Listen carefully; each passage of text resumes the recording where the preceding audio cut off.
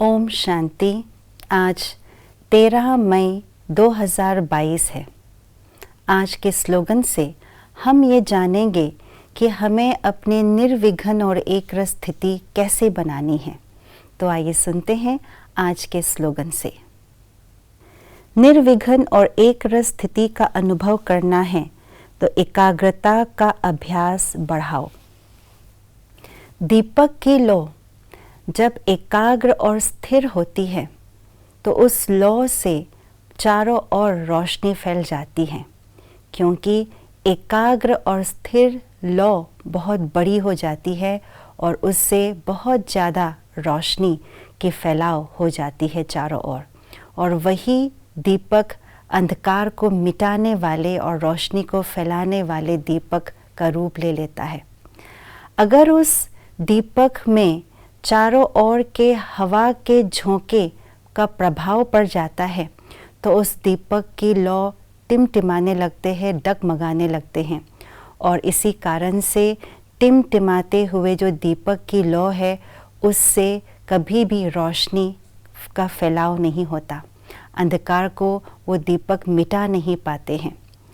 ठीक इसी प्रकार आत्मा भी एक दीपक के समान है। जब आत्मा अपने मन और बुद्धि को स्थिर रखते हैं, एकाग्र चित्त रखते हैं, तो उस बड़ी लौ की तरह आत्मा भी बहुत स्थिर हो जाती है और चारों ओर रोशनी फैलाने का काम करती है। रोशनी फैलाना अर्थात आत्मा के अंदर शक्ति आती है, आत्मा के मन में क्लैरिटी होती है, किसी भी प्रकार की कन्फ्यूजन्स नहीं होते हैं। जो ज्ञान की धारा है उस धारा के कारण से स्पष्ट रूप से हर चीज़ को देख पाते हैं। और यदि आत्मा बाह्य रूप के आकर्षणों के हवा के झोंके से प्रभावित हो जाती है तो आत्मा की लौ भी डगमग होने लगते हैं। डगमग होना माना टिमटिमाना होना, माना ही कन्फ्यूजन में आना। कन्फ्यूजन आना माना ही स्वयं के लिए विघ्न क्रिएट करना। क्यों?